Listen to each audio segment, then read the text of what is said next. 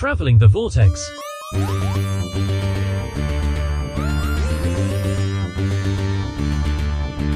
We join the Doctor as he travels the Vortex and arrive at what has been an absolute joy of episode 594, where tables don't do that. I'm Keith. I'm Sean. I'm Glenn. Hold on to your mugs. Don't let them fall through the table. How is you guys everybody? doing? Pretty good. Not Just too pretty bad. good? They're not too bad. Yeah, just pretty. Concerned about you guys. I haven't heard from you in a while, Just and you're pretty just good. yeah, I'm all right. Well, it's only been a couple Okay. weeks. I'm just keeping on. Some of us aren't jet setting across the country like you are. I got a big map on my wall now. I got to fill it up. Yeah. I saw Mel's pictures of that. It looks pretty cool. It is pretty cool when it stays up on the wall. Oh, you having problems with it falling down? Yeah, the U.S. Double-sided sticky tabs are of a different make and model and shape than the world map double-sided sticky tabs. And we came up one morning and As the World Falls Down was playing in my head because, well, the U.S. was just kind of in a big pile of wood on the top of the stairs. California made it, but it's like, wow, that must have been a really big earthquake. Oops. So we had to reattach it. And then that took way more brain power than we normally exert on things of that nature, because trying to measure up from the floor so that it's not touching the baseboard versus not running into Canada, yeah, it was a boy. But I digress. I'm glad you two are doing fine.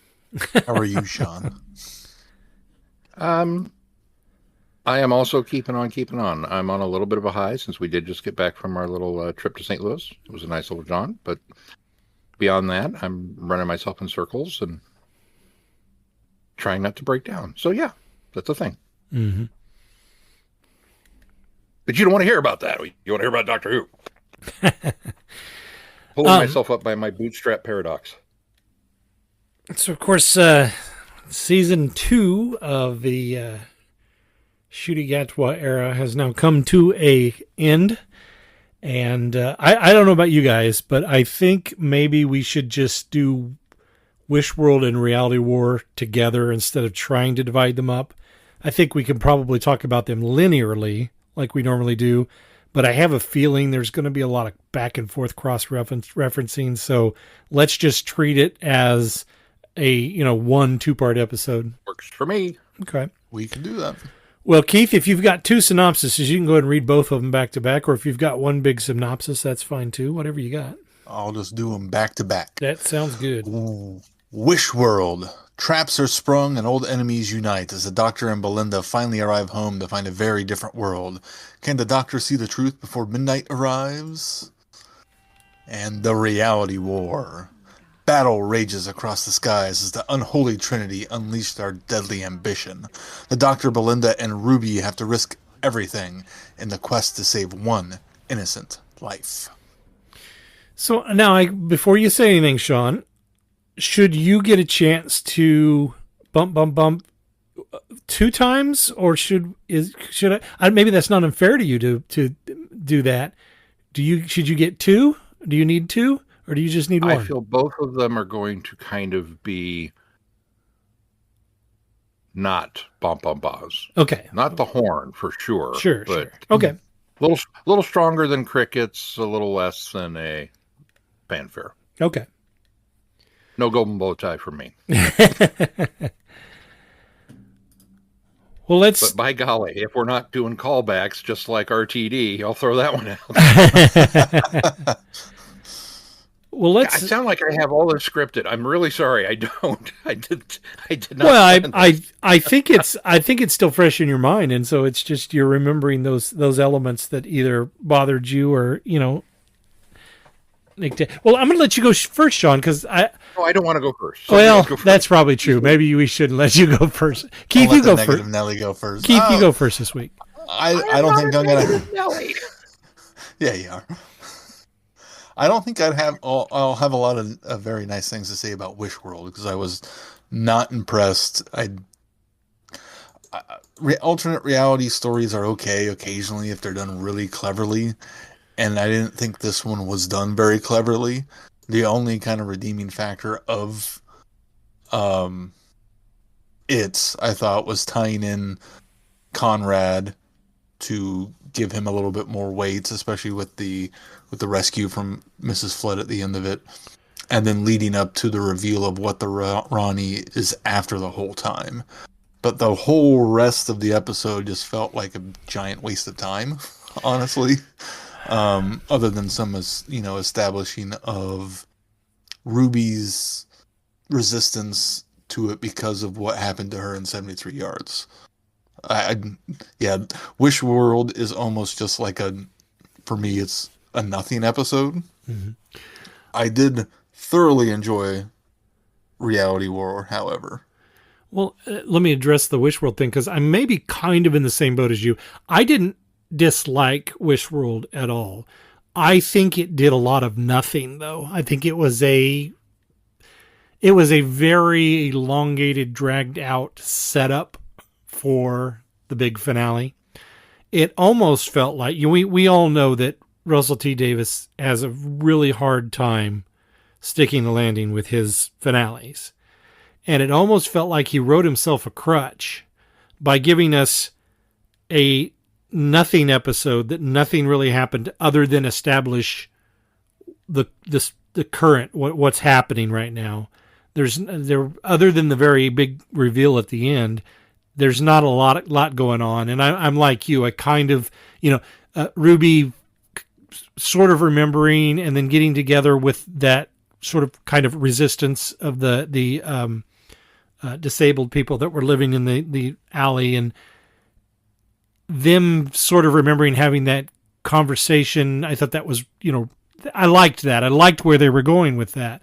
Unfortunately, that all just kind of resets as well. So that doesn't go anywhere. So to me, it was just it was okay. I thought it was doing a psychological thriller very well in its how it was kind of couching these mysteries of something's wrong, something's not right here, and especially when people were very adamant about when the cups would fall and they realized that they were, doubting something, or they were doubting their reality, then they would get very nervous, and I would get very nervous for them, wondering, okay, what's going to happen.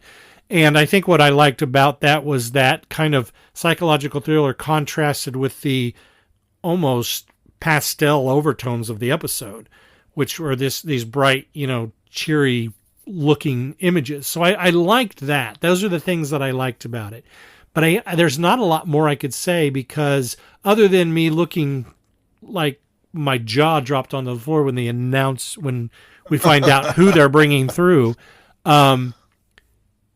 Besides that, I just was kind of there for the ride and thought it was, that was okay, And it does what it needs to do. Going into the reality, doing the way he did it, we've commented how he doesn't always stick the landing. Well, when you set the bar this low, right, in my opinion, that's why I say it's easy to land that. That's why I think it was a crutch. That's probably why I think Reality War is probably the strongest of his finale landings, because the setup, even though the dun of Omega being what they're going after, kind of doesn't see it through as well as it could have. That'll be, we'll have to we'll talk about that. It's a small jump to make that landing. Yeah. You're both right in that there's a whole lot of nothing. In addition to the points that Glenn talked about that he liked, I would add the production design, which was incredible. They're certainly using that Disney money. The world that was crafted for Conrad or by Conrad was certainly maybe some shades of the alternate reality where all of time was bleeding through in the Matt Smith one, but beyond that, just nothing that we've seen. The new Ronnie is clearly having fun, and yet not overpowering the character with the crazy. She's crazy, of course, but she's not a complete lunatic psychopath like the Master was in the time. Well, what I and mean? and she stays pretty true to the character. She still, even Yes. though her aspirations are a little more grand, it's still that scientist that's trying to, to the detriment of anybody else, trying to do something scientific. Reviving the Time Lords and whatever her big plan was. It's still that. It's not this like you said. It's not like the Master being just BS crazy. She's very much in the same line of how I think Kato Mara took the character. I would agree with Yeah, that. And I Go think her motivations were very well in line too. They were Not established, just the yeah. performance, but yeah. While it wasn't, she wasn't doing something just for power's sake to be in charge. I think she had these scientific motives of wanting to try to bring the Time Lords back, as well as would I be able to remake them in whatever image I want at the same time? So that while she has some power aspirations, I don't think those were the sole motivations like the Master would have had. And I would even go so far, at least up until certain things are revealed in the finale, that her goal seems almost magnanimous. That, we're going to resurrect the Time Lords. Yeah. Okay, that's actually kind of a noble and selfless goal. And I'm going to make them awesome and superior to everybody else like me. Oh, there it is. Okay. There's the Time Lord crazy. mentality too, though. It's not. Yeah, I it wouldn't really give is. that just to the Ronnie. So Yeah. I enjoyed those elements of it. I enjoyed the mystery, as you say, Glenn. I think they did a pretty good job of doing that. Where the first one falls down is it's all exposition, and it's 40 minutes of exposition in a 52-minute episode. And the Ronnie very cheekily comments, "Sorry to dump all this exposition on you, Doctor, but you need to understand." And just because you're acknowledging it doesn't necessarily mean that you were right to write it that way. I feel like if we're going to have this bizarre otherworld puzzle box mystery that everybody's trapped into, either A, the Doctor is the one that should have figured it out first because he's the Doctor, and then he could have explained it to the rest of us, or B, let the companions save him. Mm-hmm. They're the ones that are getting all these flashes of insight that something's just not quite right.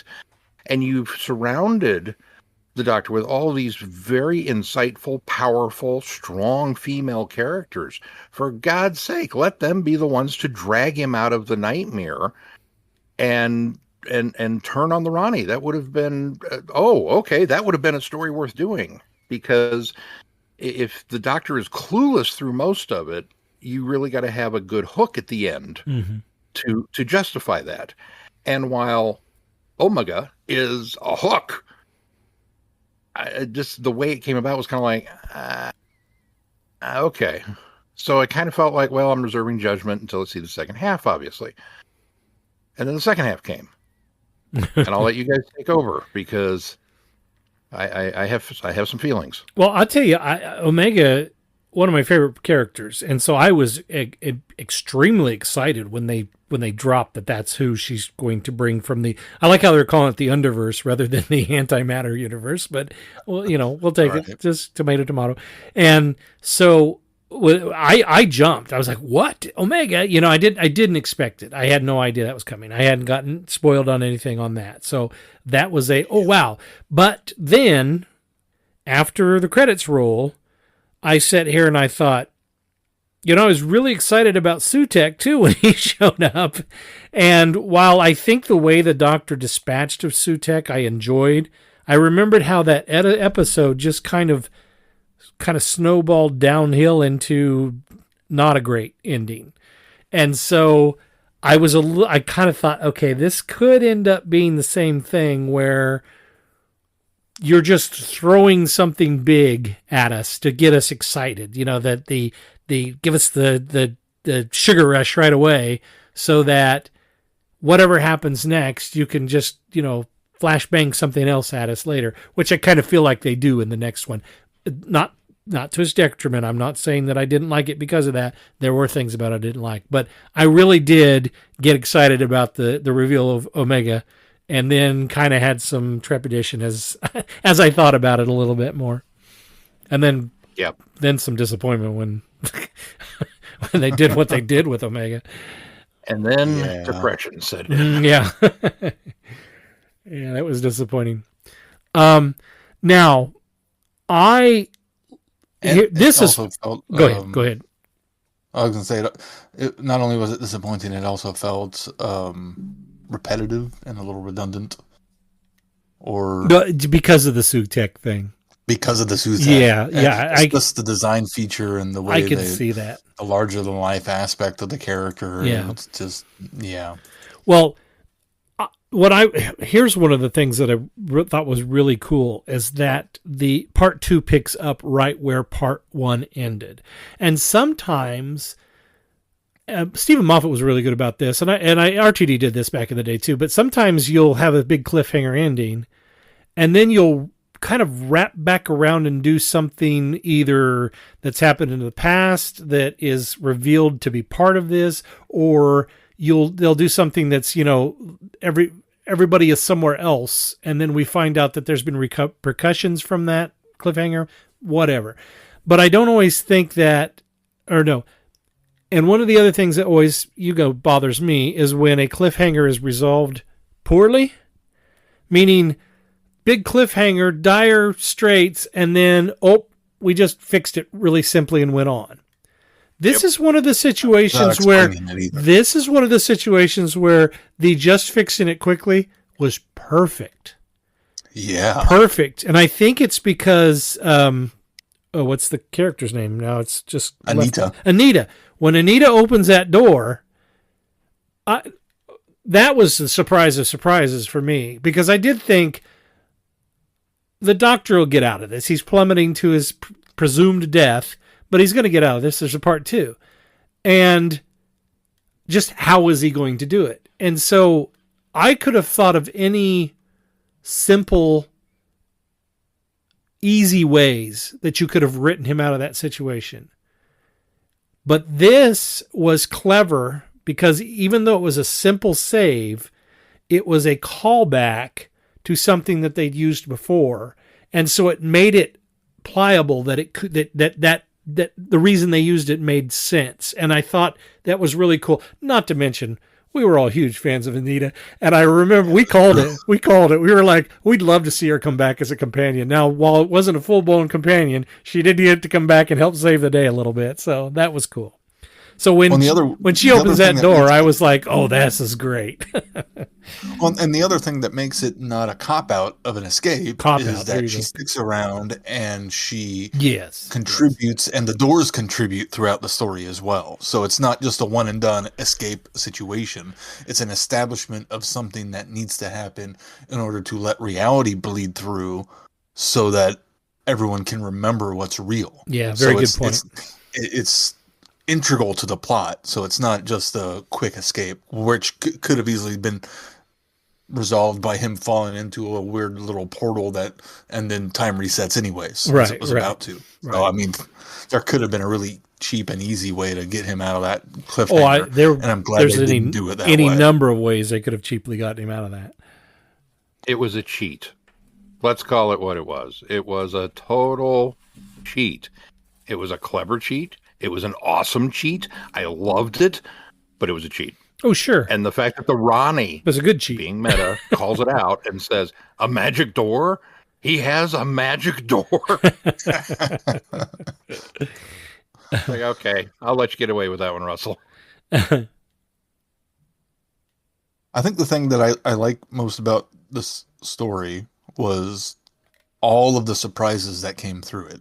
I was constantly being surprised at what was happening throughout the entire story.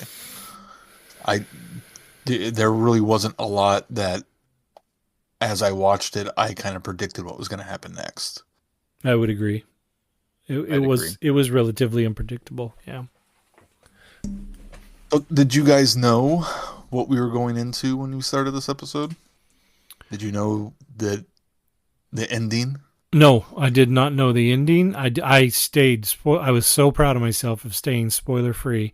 The only thing that no, I will back up and say I did catch all of the flack the week before about Shooty being sacked, and that he was being sacked because of his what he did at the Eurovision, walking out in Eurovision and not presenting for the Israeli performers, and so I saw all of that, but the BBC kept saying he's not been sacked, blah, blah, blah. They were, the BBC doesn't often come out and quantify rumors, but they came out, or just even dispel them most of the time, but they did come out and dispel that one. So there was all of that, ahead of time of that, but I never saw anything, which I found out later, that there were people saying that this would be a regeneration episode for him, and people were spoiling that.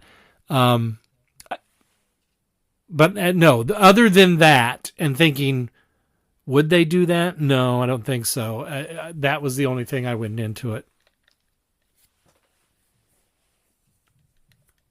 John, were you spoiled? I did not see it coming. I wasn't spoiled. I too had heard all of the blah blah blah blah blah blah blah, and it was just so much of that you just chalk up to the negative fanboy quotient online, and so you tend to ignore it because it was yet another report about Ncuti Gatwa leaving, and then we kind of got into the thick of it, and it's like, wow, this actually kind of feels like he's going to regenerate. And when you're halfway through the episode and you've dispatched Omega 33 minutes in and they've hit the climax, and you're like, wait a minute, there's another half hour left. What are they going to do? He's running around doing this extended goodbye bit, very, very Tenet. And it's like, Mel asked me, is he leaving? I didn't think he was leaving. I thought he had another season. I was like, yeah, I did too. I don't know what's going on. So we sat there kind of glued to the edge of our seats watching this thing unfold. Didn't see it coming, and certainly didn't see the post regeneration bit coming. No, I didn't see that. In hindsight, I guess it makes total sense. But that's, again, if you want to believe the naysayers and the negative Nellies, because they're online saying things like RTD's going, I've got this great plan for how to make the show relevant again and harken back to the nostalgia of the previous era. Somebody whispers in her ear, what do you mean I already brought David Tennant back? I did? Huh. I've got this great idea for how to harken back to nostalgia and make the show relevant again. What about you, Keith? Did you get spoiled? Halfway spoiled. You got to stay off the internet, buddy. I'm barely even on it. I'll You're open spoiled Chrome twice now, aren't you? I think this is a third time, honestly. Oh, gosh. And I just, scroll through of articles, as Chrome does, of here's stories that might be relevant to you. And I tried very hard this time not to look at anything because I didn't want to, but I saw a half a thumbnail of the energies coming off of him and clicked away. And actually, that was something else. But I kind of wondered, oh, well, is it a true regeneration, or was it just, him using energies to do something and he doesn't actually change? I didn't put too much stock into it, but I kind of had that in the back of my mind as we were moving through, and it seemed more and more probable that it was going to happen. I could see you saying, okay, there's, some doubt that that's actually going to be his regeneration, because RTD's pulled that before. He did that in The Stolen Earth. And well, and we even had it with Matt Smith. I mean, the beginning of season 6. Right. I mean, there's been so many instances where we see a regeneration energy and they don't actually regenerate. It's Let's Kill Hitler. He starts to regenerate there, but Rivers stops it. So, Yeah. So no, I could see But where you could rationalize that, but that does kind of stink that you got that spoiled a little bit. yeah, but that didn't depreciate, I think, any of my enjoyment of going through the story, because there were so many other surprises of people popping up, like Jodie Whittaker, who I didn't expect to show up at any time ever again. That was And the fact that RTD. That was RTD saying, so these subtle hints that I've been giving you that we're not ignoring Jodie's era aren't enough. Okay, here's Jodie. well, and now I've seen there's a lot of scuttlebutt about who he regenerates into, and I really think that Jodie was a reminder of, remember, we can be a female again. I think that was one of the intentions there. Yeah. I think, yeah. I also think that if the meta aspect of that is when the doctor says, "I wish we had more time," I think that was a very meta reference to both of them, because even though Jodie technically got 3 seasons, she got a truncated season and wasn't there nearly as long as I think I would have liked her to be there, despite some of the writing that we've talked about. And then, of course, Shooty only being there for 2 seasons. So I think that was a comment on, it's too bad that we couldn't develop more as characters. Yeah. Well, and, you got to also wonder about how much of the departures, both hers and his, are due to some of the negative fan reactions. Mm-hmm. As I've not seen any about Shooty, but I'm sure there has been. Oh yeah. Everywhere over the internet. So some of it, I know he's commented about how his knees can't take it, and etc. But part of me wonders how much of, because of that comment between the two of them, and these two being probably more polarizing doctors in some areas of the fandom, makes me wonder how much of that plays into the decisions that they made to move on as well. Yeah, well, that's true. From what I understand, from an outside universe perspective, a large portion of this rests solely on the heads and shoulders of Disney, because they have not yet renewed it for the season 3. Well, I think that ultimately comes down to BBC to decide that, doesn't it? Yeah, it's not the Disney to decide if it's renewed. It's BBC decides if it's going to be renewed. I guess in conjunction with Disney, because of that particular deal ending and whether or not it's going to be renewed. But because BBC has not moved forward with that, Shooty initially had planned on doing a 3rd season. He had talked about it, that he was going to do 3, and that they were going to have a break between 2 and 3, and that would have allowed him to do some film projects. But then this break has kind of dragged on and become a much longer break than what was initially planned for. And there's still no word of a renewal. And so he's sitting here kind of spinning his wheels. Do I stay or do I go? Because he's in Barbie, he's in this, he's in this. He's obviously got some other options out there where he doesn't necessarily need Doctor Who. He loves it. He wants to stick around, but it's interfering with his ability to take other jobs at all, because he can't sign up for anything if the phone rings tomorrow and it's the BBC going, "Oh yeah, we're going to move forward with season 3," because now all of a sudden you've got to work around this other schedule of his.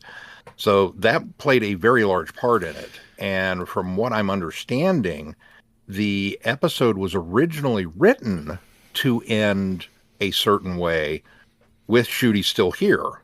Yeah, they did some reshoots in February. And all of the reshoots in February apparently were all of the ending regeneration stuff when it became clear that he couldn't stick around and wait for the BBC to make up their mind, and decided to move on. And then they kind of tacked on this regeneration sequence because, oh, okay, well, let's do it this way. Da, da, da, da, da, da, da. So I don't know how much of that is rushing RTD's master plan. Yeah. Because obviously there were mysteries that were still left unrevealed, like who is the boss. Oh, I know who the boss is. Now, I'd be curious to get your opinion on that. So does it? Well, here's I the think thing. I have an idea. Does it imply? Well, here's the reason why I think it's this. But does it? Are we implying that it's the same boss that Meep was talking about, Yes. or is it a different boss? Because I don't think Anita would be working for the same person that the Meep is working for. I think there's a bit of disconnect there. I think people are trying to put those bosses together. And here's why I don't think the boss is the same boss. Because I think now, I don't think this was before the February reshoots, because I think the boss is Susan. And here's why I think that. He's in charge of the time hotel. The time hotel. Here's why I think that. Number one, we get glimpses of her in an episode and a half, and we don't get any resolution. The woman is 80 some years old now. She's not going to be around for much longer. If that's our last chance to get her in Doctor Who, I'm very disappointed. What I think happened is, I think when things changed, I think a little bit of the information you're getting is true. I think there are some corners of the internet that I'm in has a little bit different take on what you were saying, but for the most part, it's in the same ballpark. But I think what happened was in February, they maybe started doing some reshoots and refocusing the show so that they could execute an out for Shooty. And I think they might have had not a regeneration coming yet, but instead of Jodie's doctor coming in, that's where Susan would have come in to help him repair this rift, that reality rift, okay? Or the rift in time, whatever Jodie called it. I think maybe that was where Susan was going to be utilized originally. But when things shift and they said, okay, this is going to be a regeneration episode, why don't we put Susan aside and bring Jodie in so that you've got a doctor, you get a 2-doctor story in this season, you get a little more of a, well, like I say, some of the meta things that I think were part of the conversations in that. And I think that might have been what happened. And I think maybe that's to tuck Susan aside and say, now we can do something more. Because, the doctor says, when she says, the boss, wait till you meet the boss, or boss says hi or whatever. And he says, I'm going to park that. Obviously that's something that's going to be expanded on later, and that's going to be a topic later. So I think, I'm just speculating, I don't know, but I think that might have been what happened there. Because if it's not, I'm really mad that we didn't get any more Susan at the end. If that's the case, then I can almost forgive it a little bit, because I can see them adjusting so that, as you said, Shooty could get, finished and move on. Because he's already got 2 pictures that are coming out this year and next year that he's been working on in the interim. Now, he was able to get out a while back, but they came back and reshot some stuff, or he wasn't able to get out. He was finished a while back and was doing some of these other projects. That's why I say, I think most of what you said was true. They've been bending over backwards for him to let him do projects. So it hasn't been he can't take projects, because they've been bending over backwards. Both the BBC and Bad Wolf team have been bending over backwards to make sure that he can carry on, because they know he's quite the rising star right now. And so I think that aspect of what you're saying is probably not accurate. But like I say, the rest of it is kind of ballpark, and I think that's why that happened. All right, so my take on the boss, did anybody happen to notice that it was said the gods play tricks? Yeah. Several times. Several times. Well, and Ruby says that at the end when everybody's forgetting Poppy and she's not. I think that we are going to bring back the Trickster from Sarah Jane Adventures, who is a member of the Pantheon.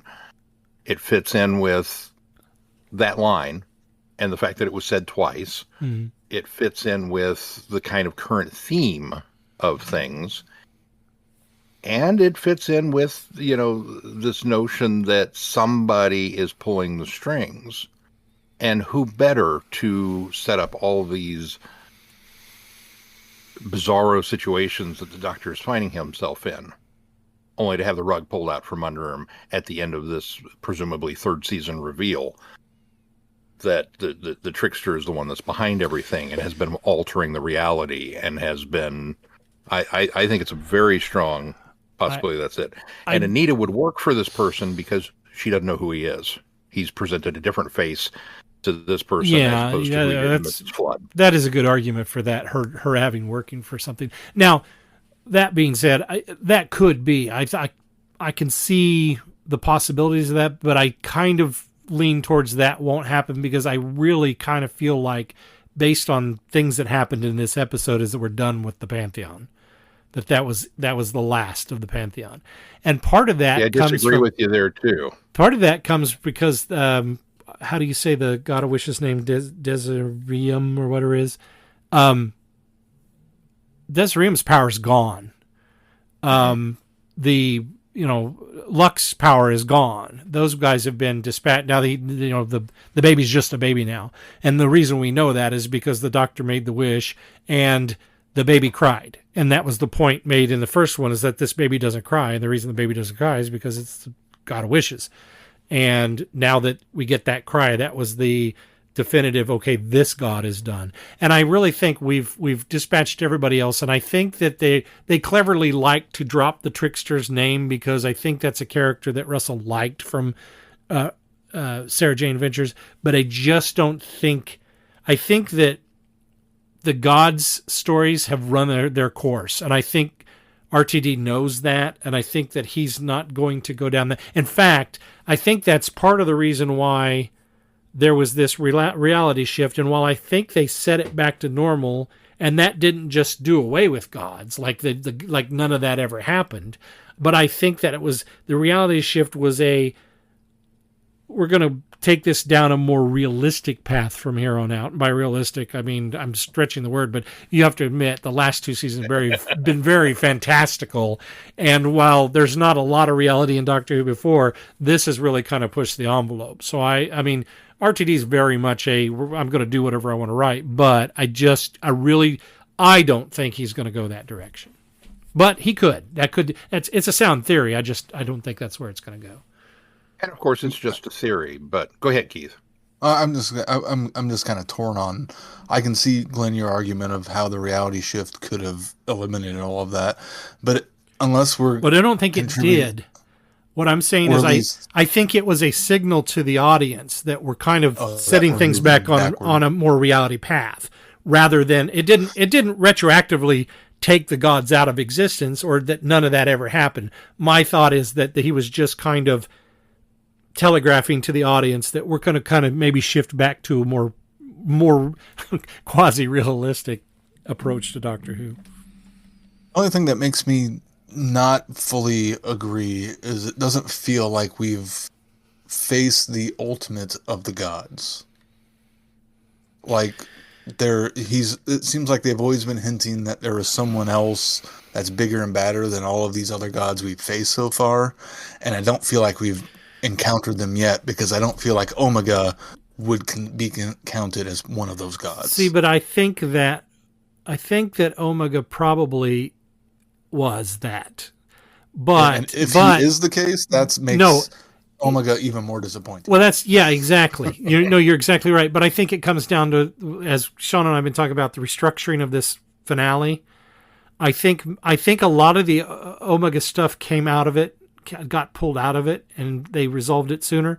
But I think the intent was he was shooting for Omega as the god of time, because when you've got a god of time, that to me is kind of the ultimate, and he was going to take his place as the god of time. So I think that's what everybody was inferring to, and that was what was coming in the long run. I think that's what Russell had mapped out, but I think that maybe that kind of the impact of that got kind of shredded and shrunk when we had to kind of restructure this story. Again, I may be 100% off, but that's the way I feel about it. I think that's a very plausible way to look at it. I disagree with you that we're done with this and that Schuette's 1% restructuring of things on the Axis, quote unquote, fixed it. I think we're still dealing with an alternate universe, because even after he made the adjustment, things still didn't line up.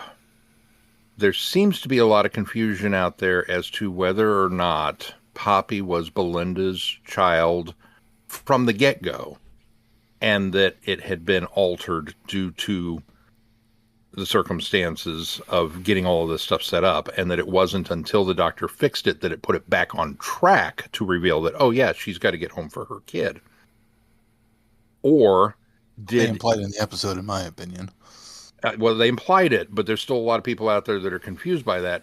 Or was it that the child actually was a product of the doctor and Belinda getting together in the Wish world, and that his adjustment simply brought her back and worked things around a situation where she has a place now, but that's not necessarily the way that it was. The restructured reality to fit her into it. Yes. And I can honestly see that going either way. I personally, I think the episode was fairly implicit in the way it re-showed these conversations from this new perspective, that Poppy had always been there, and that's why Belinda was so adamant to get home. So I can buy that very easily, that yes, she's always been there, and you know, this is now quote unquote fixed. If that's the case, I feel like they did Belinda a huge disservice. Oh, they did. They really did. I feel like that kind of screwed her character. It was character assassination. I mean, that was their textbook character assassination. Yeah. And that's not something that we normally get from RTD. Normally we talk a little bit more about, you know, how well written his stuff is. But all of the female characters in this kind of got neutered. Because it's like, hey, Anita shows up and she's got the magic door, and now she has no purpose other than to hold it open. No dialogue for her. She's just going to stand there and keep reality flooding in and hold that door open. Oh, and she saw the doctor with Rogue and immediately ran off to fall into the arms of the first guy she found and get pregnant. Yeah. Wow, that's kind of harsh, you know? I sort of felt that was unnecessary, too. Yeah, it was. Yeah.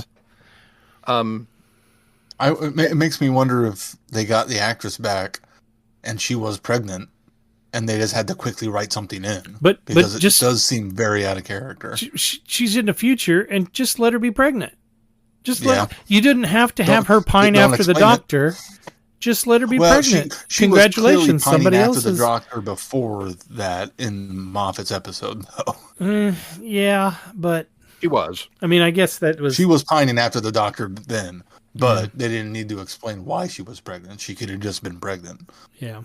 And she also, you know, there's I'm sorry, have you guys never seen a sitcom? There are creative ways to film things. Put her behind a couch. I mean, for Pete's sake. You could have gotten away with not explaining it. You could have gotten away with simply not showing it. There are any number of things, but for whatever reason, she's a mother now too. Okay, whatever. Before we get too far away from it, I want to address the Poppy thing that I think it's very implicit in the episode as to that was the reality of it. And you're right, it does give Belinda, the character of Belinda, it kind of cheats the character a bit.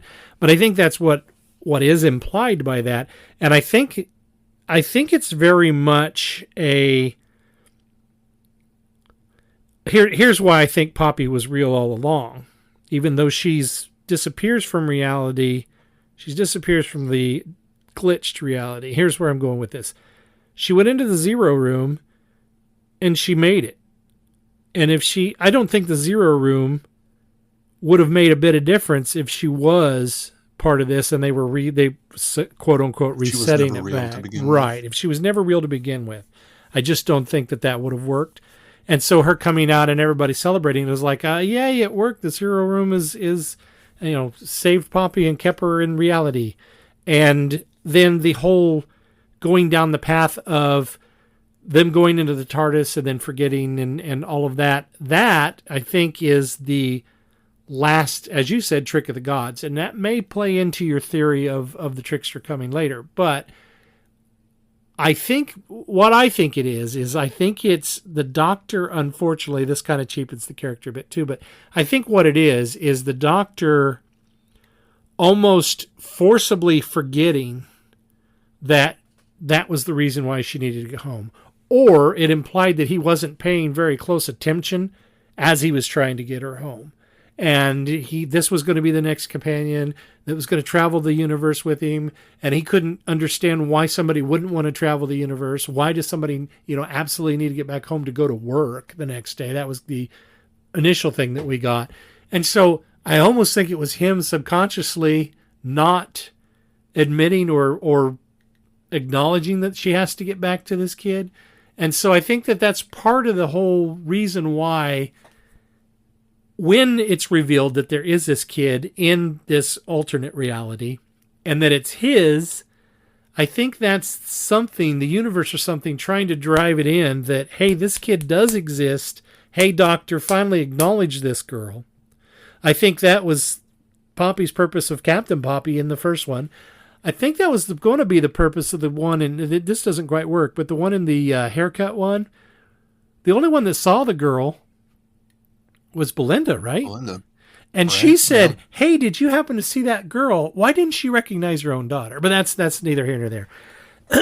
But I think that's what it was. And that I think it was the whole universe trying to convey to him that there was this longing for him to have a daughter. Now this message, as you said, this the sterile thing kind of plays around with this, but maybe there was this desire to have a kid that he couldn't ever have. And so that suddenly is being given to him now in this alternate reality.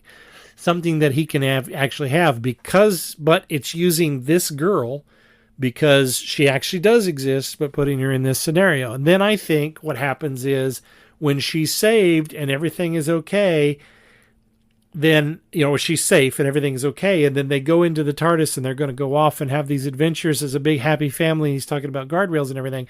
And by the way, this was really cleverly done.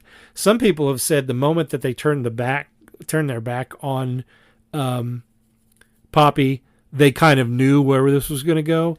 But I didn't. It wasn't until I realized that every time they passed that jacket back and forth and it became a smaller piece of garment until it was gone, I thought that was a really cool way to convey that you're going to turn out and Poppy was gone.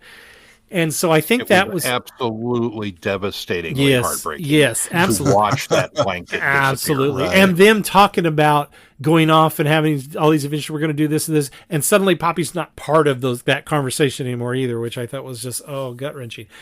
But anyway, so then I think that's where we're going with that. And then it's for the benefit of everything, it's it's Ruby realizing that things still aren't quite right. And they're just justifying these things like Teal is a little bit more blue and Ernest Borgnine is still alive. And I don't know why Ernest Borgnine, but and I liked the idea of the fact that she realizes that we're still not where we need to be. And the reason we're not where we need to be is because Poppy is part of reality, and we have to get back to reality so that the doctor can then realize that Belinda does have a child, and that was the whole reason she was going to get back to her. Now, did that feel added on at the end? It kind of does a little bit because we go back through the different episodes that we never heard her say anything about Poppy, and she's talking about Poppy, and that's so that we're getting the same perspective as the doctor. I understand that, but it feels a little tacked on.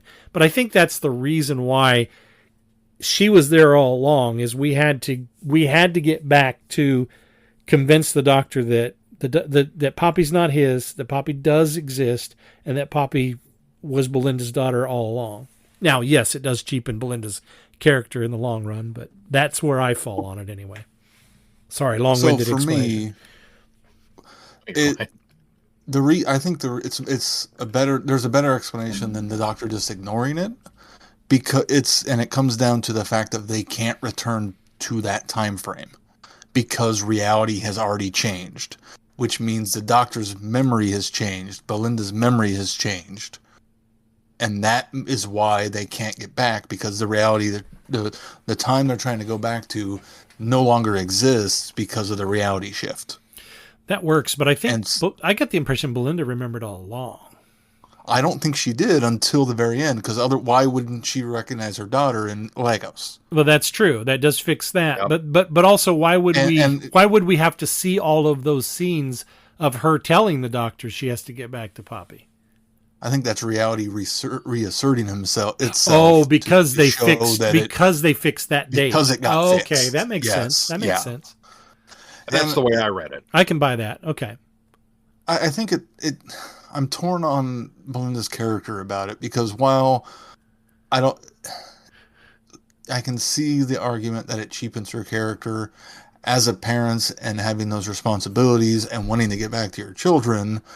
I think that's a great justification for not wanting to travel in the TARDIS, even though it. Absolutely. Absolutely. And the fact that she can't get back. It's not that, okay, I can go travel and get back at any time. It's oh no, we can't go back to that time frame. Yeah. It wasn't a standard companion initiation. Yeah. It wasn't Ruby who, we can go back at any time. It was oh no, we can't go back. Doctor, you've got to get me back. I've got a thing I got to go do. And it was a better explanation than I got to get back to be at work the next day. Exactly. Yeah.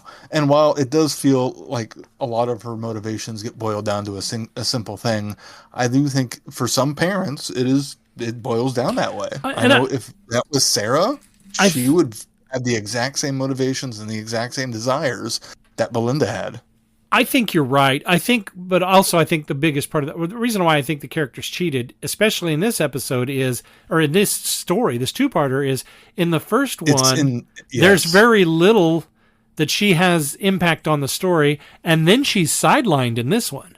That's what I mean. Yeah, is they've kind of just that's where she's cheated. Her involvement in these two stories is sidelined. Yeah, and all of that strong character we've seen moving forward. Right, it's just killed in that. Her motivations don't undo what all that came before. She just doesn't get to do anything. Right. In these two stories. Yeah, let's hide her in a box for half the episode. Right. Yeah. And with Poppy, I appreciate how they handled it, but considering the sterility thing, I really thought they were going in the direction of this is going to be Susan's mother. That's what Robin said. In fact, Robin had a couple of good theories. One that still could play out. First was that one that she thought maybe they were going to do some sort of timey-wimey thing where, yes, Poppy would end up being Susan's mother. And so, which I'm a little disappointed they didn't go that direction. I could have taken or left that. It didn't bother me. The other one we still haven't addressed the Billie Piper thing, but I want to bring up her theory. Well, we'll talk about it when we get to the Billie Piper part. So, now, okay, correct me if I'm wrong. Throughout this whole season, haven't we been trying to get to May 25th, 2025? No, May 24th. Yeah, which doesn't exist. And it doesn't exist because May the 24th keeps repeating, right? No, well, we don't know that May 24th is repeating. Well, I mean, we do by the finale. Until the finale, but no, the whole time they've been trying to get back to May 24th. Through the whole season, May 24th has been the date they're trying to get to. So it's the 23rd. Yeah, that's also the episode it dropped. Right. No, the 24th is what was repeating. Wish World. They actually timed it so the 24th was the day Wish World dropped. Yes, right. Wish World aired on the 24th as well. All right. So here's my problem. We fix it. And everybody at Unit HQ is like, it's midnight. Happy May 24th. No, they didn't. They said 25th. Are you sure? Yeah. Yeah. Because Mel and I both heard it the 24th. Oh, no, they said 25th. Did they? Yeah, because the 24th was the day that was... No, wait a minute. No, the sure No, back up. 23rd was the day that was repeating, not the 24th. The 24th is where they were trying to get to. So the 23rd was the day. The 23rd was the day that was repeating. Yes. Sorry, I misspoke. It was the 23rd that was repeating. So you're right. It would have been the 24th that they said finally got there at midnight. That was the day that they couldn't get to. That's every May 23rd, it would reset. and they never got to the 24th until Ronnie got the Doctor in position so that the Vindicator was in the right spot so that they could pull Omega through. Okay, I'm not quite sure what happened, but the entire season, Mel and I both were under the impression they were trying to get to May 25th. Yeah, no, they were been trying all along to get to May 24th.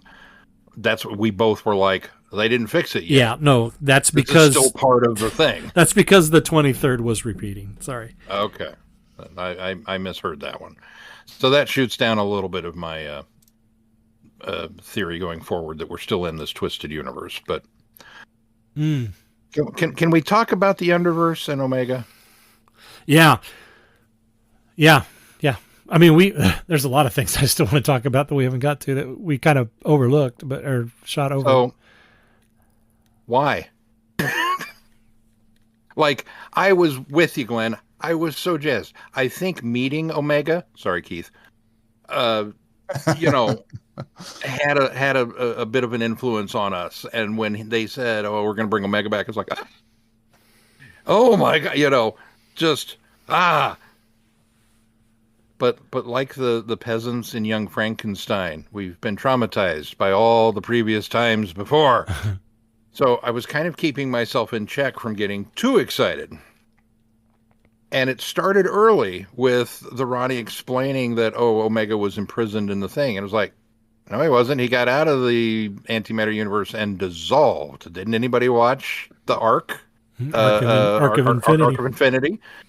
Interesting, because they made sure to make sure that episode specifically was available on YouTube, the Doctor Who official channel. Yeah, well, it's part of the. It was also part of the Omega's Greatest Moments montage they did. Oh yeah. Okay, so alternate weird magic timeline. Okay, I'm cool with him being imprisoned because it'll give us an excuse to come back. And then they. I don't think that was because. I don't think it's my personal headcanon for allowing it. but I don't think that the reality shift that the Ronnie has created caused Omega to get no. How he gets out. It's just how he gets out. The magic timeline is what David Tennant did in Wild Blue Yonder. Everything has been shifted since then, and I guess maybe that's where I need to. Yeah, maybe that's where I need to clarify when I say I feel like we're still in the magic universe. It's from that point forward where it's Mavity that we're dealing with, and I don't think we've left that reality yet, even with this I would agree. Shift 1% back. I would agree with you in that aspect. I think whatever the 1% sent us back from. Well, okay, so Conrad's reality was 90%.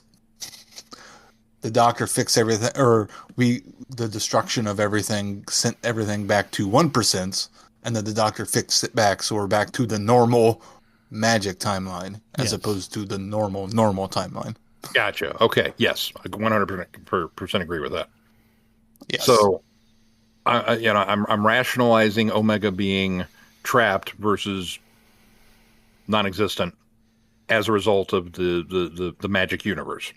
But didn't Big Finish have some audio dramas set after Arc of Infinity? Yeah, kind of with the Fifth Doctor called Omega. So did we listen to that one? Yeah, we did. I don't think we had. Yeah, we did. We did that. Was that one of the ones we did? Yep, we did that. That's why I remember it. How did they leave Omega at the end of that one? I can't remember because we only listened to it once. I can remember Arc and I can remember the Three Doctors because I've seen them several times, but I can't remember where they left it at the end of Omega. I don't know. It just seemed like they were being very. This is the Omega that the Three Doctors. This is the Omega that's coming, and it was like, okay, I can get behind this. And they open the vault, and the bone creature crawls out. Now, in and of itself, bone creature, pretty cool, nifty design, pretty scary looking. All right, not Omega. No Stephen Thorne voice. No. Well, to be fair, Stephen Thorne had passed away, right? I know, but they could have archived recording something. I mean, no. I'd have been happy with, even if it was through the door that it sounded like Stephen Thorne, and then he came out and he sounded like somebody else. I'd have been okay with that. But okay, I'll go along with you. Big Bone Dog. Okay, where have I seen this before? Oh yeah, last season in the finale with the return of Sutek. Big Bone Dog thing. Okay, yeah. This wasn't a dog. It was a person, a big bone person. That's The dog wasn't a bone. The dog was just a weird looking dog. There was no Just bones emaciated. to it. Yeah, it was emaciated, but Omega was big bone dog. Omega was supposedly pulled back into the antimatter universe again at the end of Omega. Thank you for looking that up, Glenn. Yep. So if we're assuming that the antimatter universe is actually the underverse, doesn't work unless we take into account which a magic world is changed the rules. Okay, I'm still on board with this. And then, if there is a bit more. Sorry to interrupt again. Yeah, I think there's a bit more that Big Finish has even done based off the TARDIS wiki to put him in like a weird alternate universe. And that's go cool. ahead. I'm fine with that. We just haven't listened to those. But he comes out, and then sure? thank goodness we've got a weapon. Sorry, there's a whole section about returned in an alternate universe on the Omega page on the Infinity Doctors. No, that's in the book. The book. I don't think you can count the pros. I think you can. Well, I'll count the pros, but I think the TV series, with the exception of maybe they were referencing looms, I think the TV series for the most part has been adhering to itself and sometimes Big Finish audio. There's evidence of that. I would concur of that. And so I don't think you can while I want to, and I think I would bend over backwards and do, flips and head over heel to figure out how to make them work. I don't think that you can do things like the Infinity Doctor, which is even argued in fandom whether it's canon or not. But I think you can do the Big Finish things, and I think the furthest in the Doctor's timeline would be Omega, because even the audio box, the audio book, the Box of Terrors, is Third Doctor and Fourth Doctor, so that's earlier in the timelines. And it looks like the Gallifrey storyline that features Omega, he's left in the antimatter as well. Yeah, okay. So let's be honest. So they just keep tucking. They keep tucking him back into the tucking him back antimatter universe. Let's just consume the antimatter universe as the underverse. It's like Storm Cage. You just keep putting him back there. He keeps escaping. Your security measures suck. If Glenn had his druthers, the two kids from the Action Comics would have been in this episode. So, still waiting. And we won't talk about that aspect of still waiting. I've never had a family. So Omega comes out. He shows up. He's vaguely threatening. The Ronnie runs. Well, first he eats the Ronnie, then the other Ronnie runs away, and it's like, okay. Which was such a disappointing dispatch of that Ronnie. So do you guys think? So the way they've kind of established it, the bi-generation implies that the Ronnie that ran away has to stay basically that form, right? Because they implied that David, the 14th Doctor, wouldn't regenerate again. Oh, that's a good point. Yeah. Which basically means Ronnie is dead. I mean, they can do whatever they want. If anybody can figure out a way to fix it so she can regenerate again, it would be the Ronnie. Yeah, I'm not sure they'll hand wave it around. Consumed by a being of the underverse as to your mortality. I suppose it's true. She could escape that. I've heard some reveals say that she's in the the underverse now in the belly of Omega until she figures out how to escape. The Doctor came back as a snake, so the Master came back from being burned alive. Yeah. I don't know why I question these things. I'm let it go, Sean. Deep breath. Let it go. Okay. So then the Doctor happens to have this big gun and the power of 1,000 supernovas to defeat Omega. The Vindicator. Finally fits its name. Finally fits its name. And again, a little bit magic Dory, but okay, I'll allow it because of doing a thing. I feel a little cheated that the Doctor, unlike what the Ronnie said when he showed up and was like, "You're going to give me a speech. You're going to give me this. You're going to give me that," and I'm just going to go, no. And besides, don't you want to see Omega? Yes. Doc, wrong answer, because you've seen him. You've been there. You know what he's like. You befriended him as your fifth incarnation and walked around Amsterdam or wherever that episode was shot. You kind of sent him on his way. You know, you don't have to do this again. You could just say nope and move on. But no, we're gonna hang around. Okay. And then we're going to do what the Doctor never seems to do. We're going to get out of this with a gun.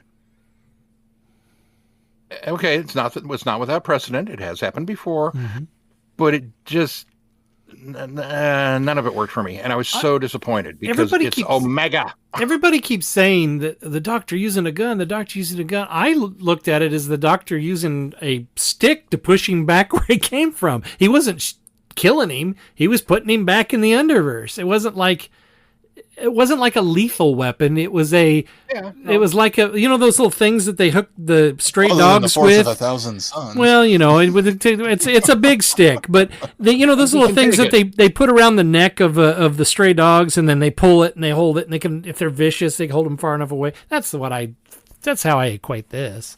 It's a cow taser. Yeah. Cattle rod. There you go. Yeah. Cattle prod.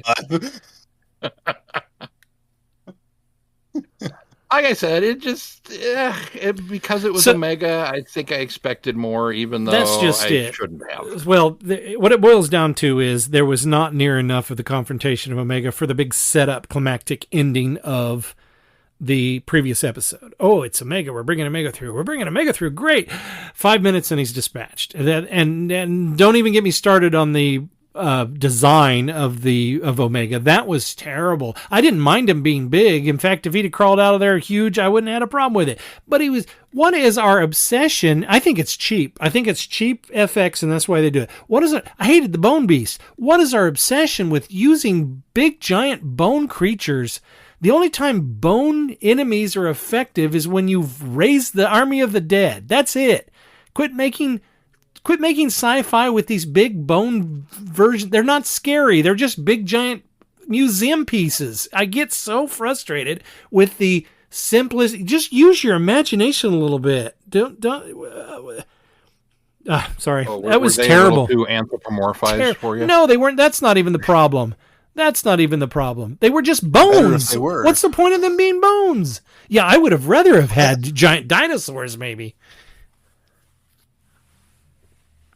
Just bones. That's just dumb. Skeletal enemies are stupid. Like I say, the only time they're good is when you're raising the army of the dead. They're one thing I liked from the previous episode, and Glenn hated it. Oh yeah, no, I did not like the bone beasts. They could have been anything else. I didn't like the design. The idea of why they were there and what they were doing, that made sense. I just didn't like the design. Well, and they proved to be fairly ineffective against cannons, magic transformer unit tower, which it didn't transform that much. It just pivoted. Listen, I was worried that it was for a minute. I was worried the top was going to fly off and it was going to be a ship. I was worried for a minute when they said rig for motion or whatever the line is thrown out there in the cacophony of people shouting orders. I thought they were going to push a button and it was going to sprout legs and get up and be a giant mech. And I would have had to swear off the show forever. I was glad it wasn't a mech. I didn't mind the top of the building turning. I didn't like mind the top of it rotating. Yeah. But the Bone Beast proved to be very ineffectual to rotating turret cannons. I almost think I would have preferred Omega not actually succeeding in trying to escape and the Ronnie failing over how easily he was dispatched. Yeah. Like if the Doctor had thwarted her before she could have done it, I almost think that would have been better. Yeah, like and have the Doctor really reflect on how close a call that was. Right. And that leaves the threat of Omega as this, this guy must be really bad. Because if you've never seen him, what's Omega? This is, and if you have seen him, well, you know how bad he is. And I think you preserve it either way. But bone creature was yeah, A mummy. not it. I was also disappointed with all of the female characters that we brought back and all these wonderful character reunions that we had in unit. And basically it was, okay, everybody grab a station and push some buttons, and that's all you get to do for this whole episode. It's like, well, then realistically, why bother? I mean, I get that you are visually representing the family the Doctor has. Rose didn't get to do anything. And juxtaposing that with this made-up family that you think was important, and you having this daughter, when you just look around, look at all the people whose lives you've touched. You don't need the fantasy. But Poppy's so down cute, I'm of course rooting for them to save her anyway. Yeah. Because you can't eliminate a child. That's just cruel. And then they eliminated the child. And I went, I don't know how to feel about this. But we got her back in the end, so it was okay. But just... the whole thing, like I said, there were moments. There were moments throughout both of these that were very cool and exciting, and yay! And Mel showing up, riding her motorcycle into headquarters. Yeah, Mel. A bit excessive going into the facing off with the Ronnie. Clara did it better. And then we didn't get nothing. Oh, Clara did it better riding into the TARDIS. Clara did it better. Yeah. Well, Clara also rode down the side of the shard. Well, the Doctor was driving that time, but she that was on a it. proper motorcycle She too, was on not it. like a little scooter. Are you picking on her ride? A little bit. No, that's just it. They gave all the characters these epic arrivals at unit, but then you're right. Then they're all there handling pieces of Twiddling our equipment. thumbs. Yeah. No, I agree. I agree. And I know I'm probably the only one. I really wanted Mel to just sucker punch the Ronnie. I wanted it to come out of nowhere. I wanted her to monologue and have Mel just boom. Speaking of which, though, I absolutely loved when Ruby says, "Do I have permission to punch Conrad?" And Kate says, "Absolutely," or "Yes, Absolutely. Yes, you do." I was like, great, because the Doctor wasn't going to say yes, but boy, Kate sure was. Absolutely. That was a fun moment when Kate does that. And then of course Ruby gets a little bit to do. Just a little more to do than anybody else. Gets the most of by anyone else, being put into that situation with Conrad, which she was obviously the right person to do that. And I did like, although she does make that comment later, but I do like the fact that she was, I think it's Kate pointed it out or somebody pointed out that she was compassionate enough to put Conrad somewhere that he wasn't, the guy he was, but she didn't erase him from, history or do anything punishing to him. And I thought that was kind of cool. Yeah. I wish you were happy. And although I also wonder where he is after the 1% shift back. Well, that's a good point. He really that's a good point. He somewhere, could, right, or because is he just back to his normal negativeness. We can imply that was part of the quote unquote glitch that was left behind because, right, yeah, which to me wasn't really a glitch. It was still, we weren't quite yet out of the reality or non-reality. So she did at least get a little bit more to do than anybody else did, but. Well, and her realizations with Poppy and fixing everything and helping the Doctor. Her being the one to be able to remember it. And the excuse for her being able to do that is because it happened to her too. I mean, she existed the whole, what was it called? What was that episode where it was Dr. Light and she was going through 73 yards. 73 yards. Yeah. So. I do think one thing RTD has done well with this finale is he has tied in a whole bunch of different threads from Shudi's run together into one story that I don't think other showrunners has done quite as well. That's probably true. In Doctor finales. Because even in the end, when Shudi finally does regenerate, he says, I can't do this alone, and he goes to the star that is Joy. Joy, yeah. Calling back to that episode as well.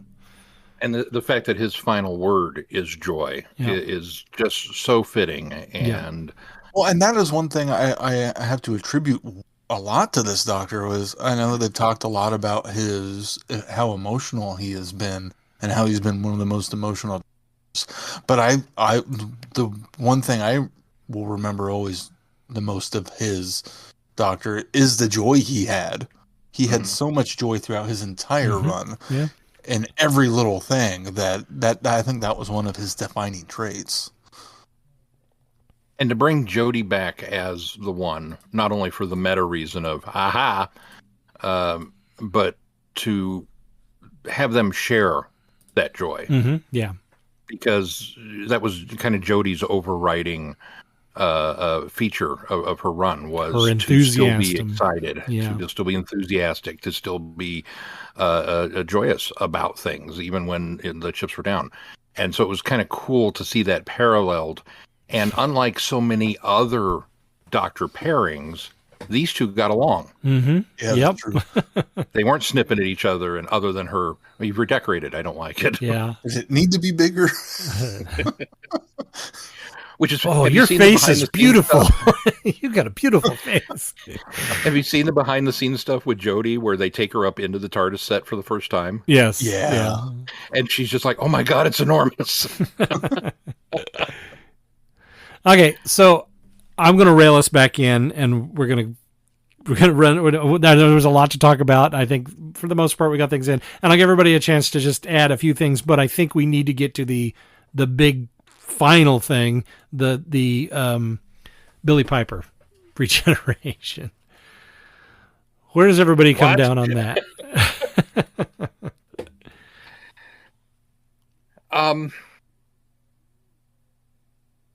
I'm not against it. I'm actually excited to see Billy back. Even, and fans are quick to point out that if you look at the end credits, she was not credited As and the Doctor, introducing right. as the Doctor. She was just introducing Billy Piper. So that very much could fall into the, well, maybe she's Bad Wolf, maybe she's this, maybe she's that. And if there's not a huge cosmic string pulling trickster behind that, I will be a little disappointed that she wasn't given the opportunity to come back as the Doctor.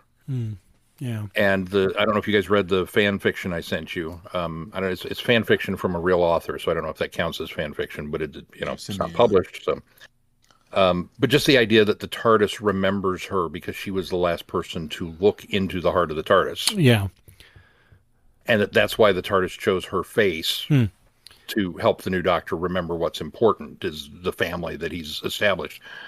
I really like that idea, and it kind of helps justify it in my head for why she, would come back in this regeneration. So Robin had maybe started on the same line, but I really kind of liked her theory that, and I'm not sure that this is what it is, but it's a little more subtle than the story that you sent.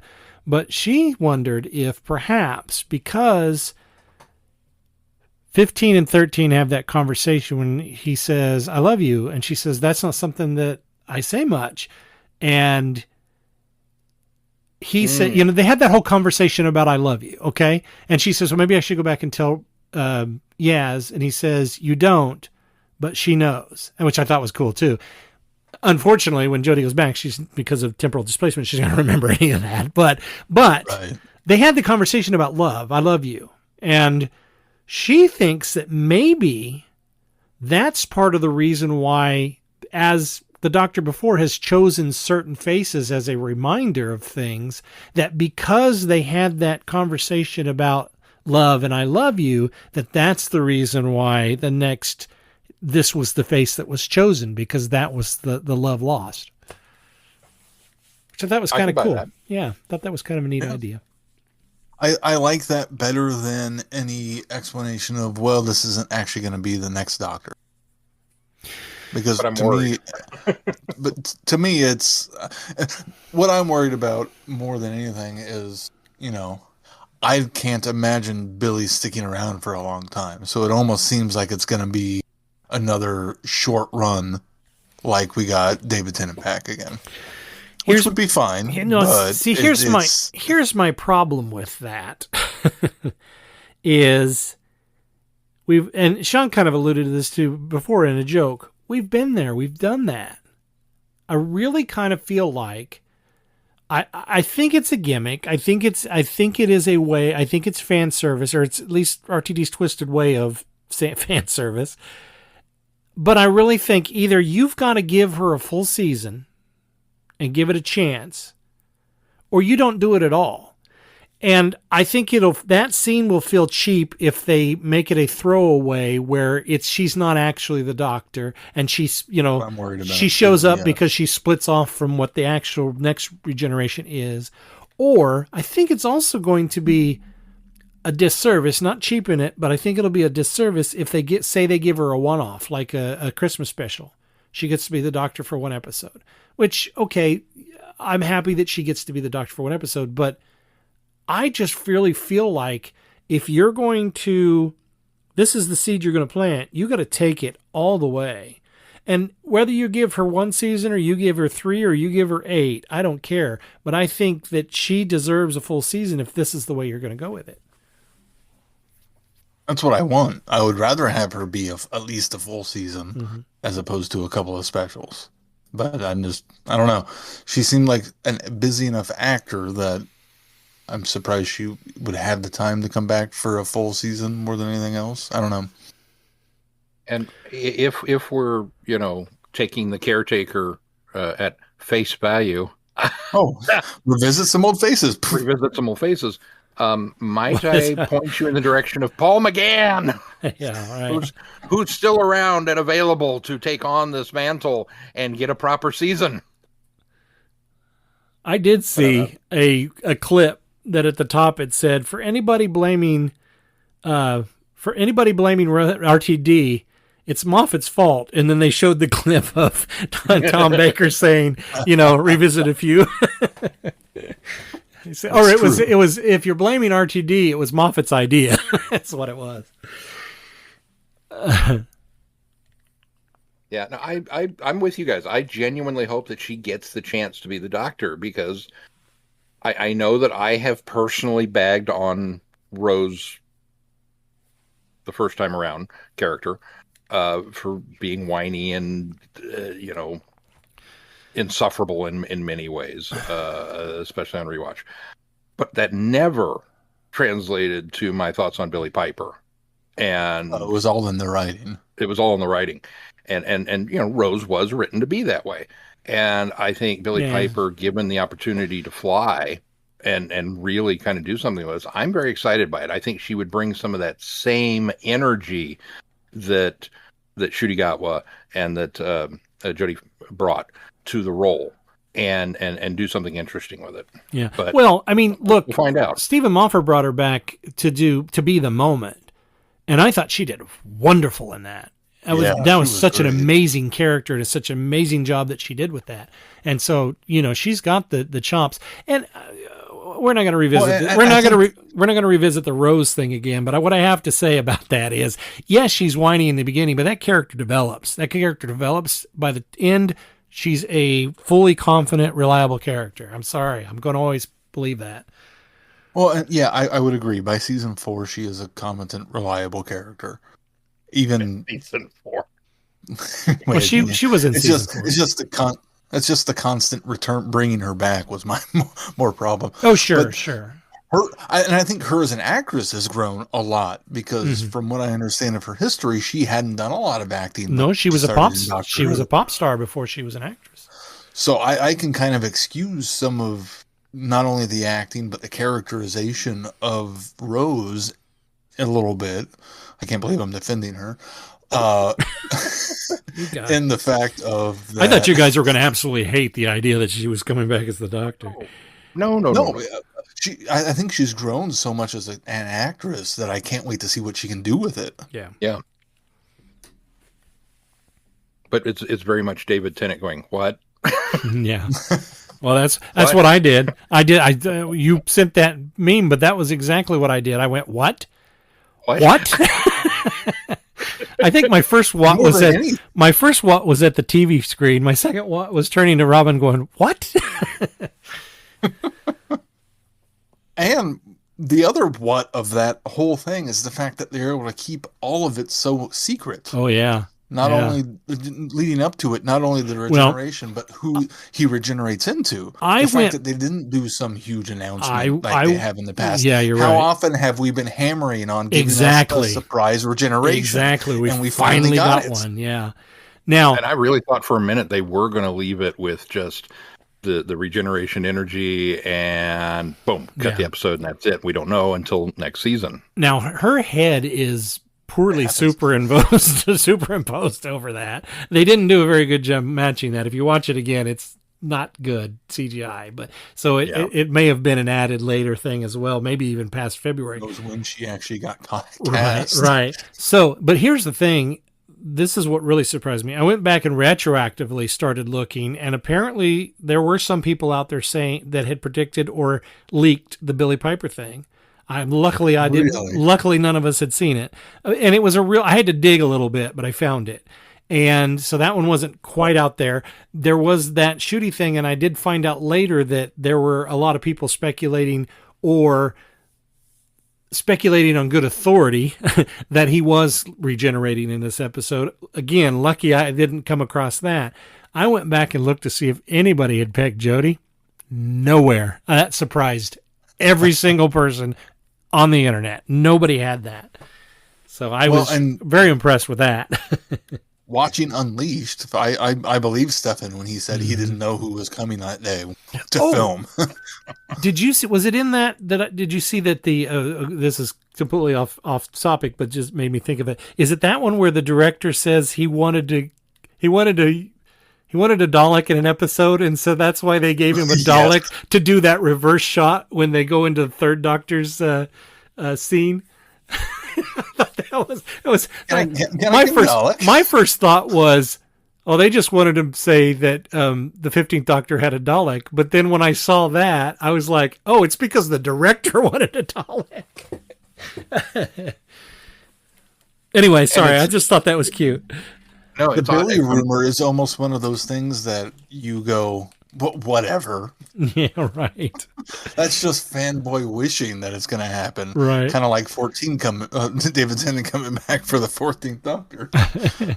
If I'm not mistaken, you have to go back to the Fourth Doctor to have a season where we didn't have. I mean, this. Maybe I'm not right on that. Well, we didn't know who Jodie was going to regenerate into. Well, I'm on the Dalek. How long has it been since we've had a season without a Dalek episode? Davison, until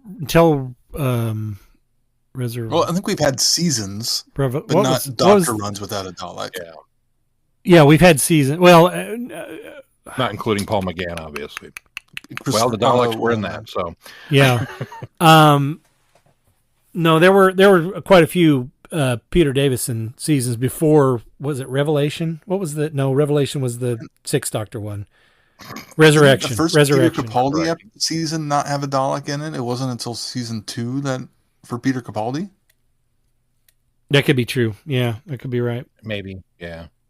I don't know. I have not missed them, believe it or not. I don't. Yeah. With Moffat, doing his constant, we're going to take a break from Daleks, and then next season doing a Dalek. Yeah, right.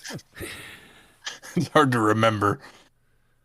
I almost wonder that, and we've not no Cybermen either, other than their appearance in this thing. It kind of makes me wonder again, going back to we're in the new magic universe. Is it because these things are more science-y? That I don't know. Just things I was noticing. It is a shame that Shooty's Doctor, at least on television, hasn't gotten to encounter a Dalek or a Cyberman. Yeah, I think I would love to see how his Doctor would have reacted to them. I've got to be honest. I love the Daleks, but I'm kind of glad for the break. Yeah, I'm not saying I'm not glad for the break. It's just one of those things where it's some of those regrets of, too bad he couldn't have gone for a third season where he could have finally encountered some of those kind of classic monsters or really had a resolution for the Rogue storyline. Yeah. That's the one that I feel probably the most cheated about, is that with Shooty leaving and Rogue's still out there. It's And possible Billy could go look for him, but it just won't be it's the not the same. same No, it won't dynamic. be the Yeah. same, yeah. No. At least we got him back in a cameo. Yeah. All but brief, but yes. All right, well, let's just quickly, were there any other highlights or lowlights that you guys want to touch on that we didn't talk about? Because I kind of want to wrap us up. Okay, well. I think we said everything I need to say. I think we've covered everything. Overall, I think it was a fun episode. I think maybe the one thing I would say is I didn't feel like most regenerations, when they build up to them, and I know they're coming, there's more of an emotional impact. This one just didn't quite have the emotional impact as ones in the past, but I think it was handled okay. I think maybe the reason it didn't have the same emotional impact is because of everything that led up to it being so rapid fire, plot exposition, pew pew lasers. It was just this breakneck pace of we've got to get through all this to get to this moment. Maybe because it was sprung on the us. rewrites probably didn't help, but well, and if it was rewritten into it, yeah, that could be why. There wasn't enough time to put the emotion in it, the emotional impact that it needed in it. But well, and I don't know about you, but I can't get emotionally invested in alternate reality stories because I know, especially in Doctor Who, the impact or the likelihood of something lingering that actually stays is going to be minimal. So I can't get emotionally invested in this alternate reality because I know it's going to be completely undone. Mm-hmm. So I think that is part of why his regeneration isn't quite as impactful. Plus, with his shorter run, it feels it. Him and Christopher Eccleston, I think, are going to be the two Doctors where we go, and Paul McGann, where we go, I wish we had more because it felt like their runs were too short. Oh, sure. Yeah. No, I agree. He joins a good pantheon of gone too soon Doctors. I personally think that Jodie should have had longer too, but I wish Jodie just had better stories. Well, true, but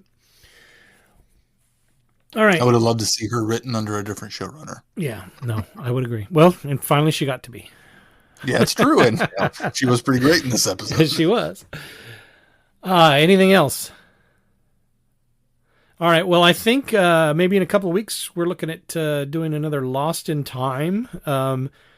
What did we finally come down on? The Savages, the Massacre, and the Smugglers, right? Did we finally agree that those are the three we haven't done?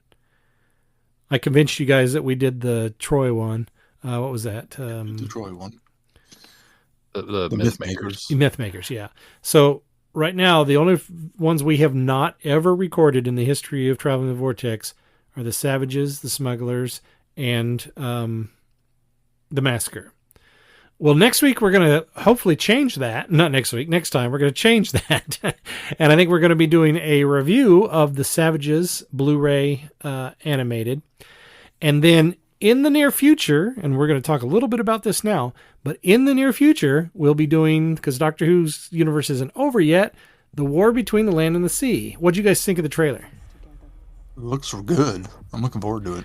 Looks really good. I'm very excited by it. It almost has a different atmosphere and feel, and it almost feels a little like Children of Earth. Just the tone of it, almost I guess. Torchwood. Yeah. Just the tone of it, really. And I didn't see a Sea Devil in sight. Nope, that's definitely not a Sea Devil.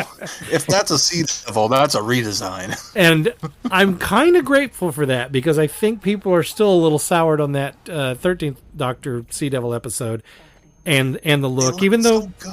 I thought they looked fine. But the Sea Devils were far and away the best part of that episode. But I think people were kind of put off by that, and so I think either a redesign, which maybe is what they've done, or maybe just a different aquatic character, or Maybe we find Another out that cousin. this is, just another cousin, and maybe we do get Sea Devils. We just haven't seen them yet. So there's a good chance. That's true. But yeah, no, I think it looks amazing. I think it looks really good. And we're going to get it on Disney Plus because it's already confirmed. So Yeah. it's already paid for. Yay. All right, anything else in this episode before we close? If not, until next time, I'm Glenn. John. I'm Keith. Cheers. Good night, everybody. Be seeing you. Thanks for listening. You have been listening to Traveling the Vortex. Doctor Who and all of its associated programs are owned and trademarked by the BBC. No infringement is intended or implied.